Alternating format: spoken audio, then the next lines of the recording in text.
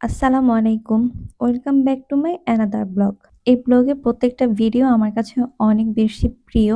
আমি এখনো যখন ভিডিওটা এডিট করছি, তখনও বাচ্চাদের এই দুষ্টামি, তারপর আমার মেয়ের এই আনন্দগুলোও আমি অনেক বেশি উপভোগ করছিলাম। আর এই বাচ্চাদের শৈশবকাল দেখে আমি মাঝে মধ্যে আমার নিজের শৈশবকালে ফিরে যাচ্ছিলাম।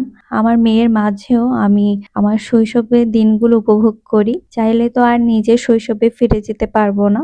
এই শৈশবকালটা এমন একটা ব্যাপার যেখানে একটা মা দেখছে তার সন্তান তার কাছে ধীরে ধীরে বেড়ে উঠছে।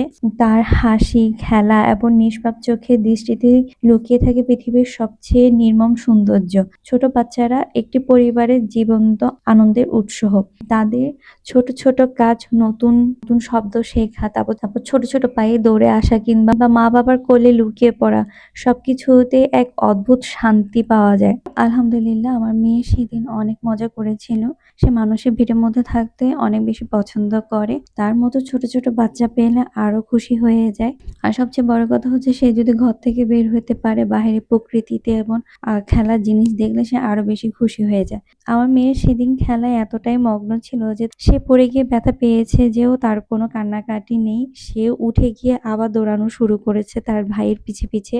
ও তার ছোট ফুপিকে পেলে আমাকে, তার বাবাকে, সবাইকে ভুলে যায়। তার ফুফির সাথে সে খেলবে, হাসবে।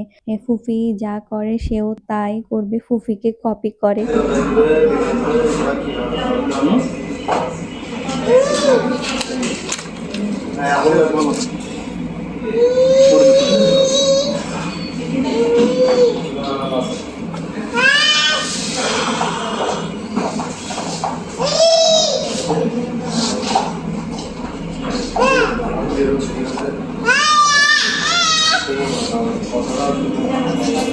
ওটা পাঠিয়ে দাও।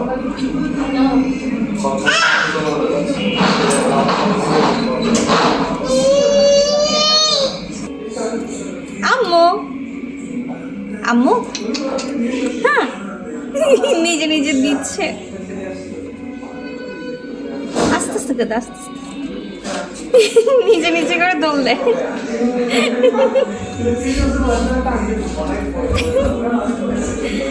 তোমার লাগবে এরকম একটা আম্মু।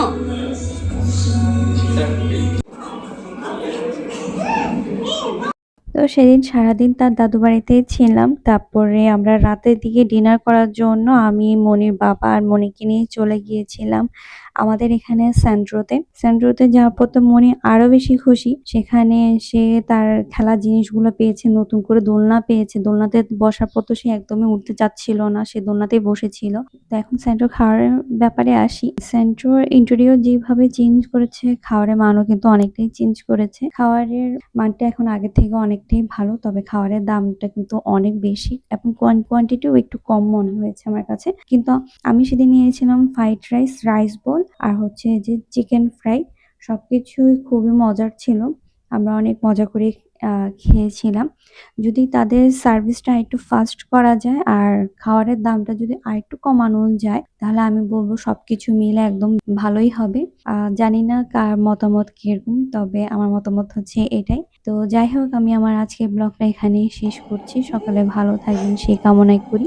দেখা হবে নেক্সট ব্লগে। ততদিনে সকলেই ভালো থাকবেন। আল্লাহ হাফেজ।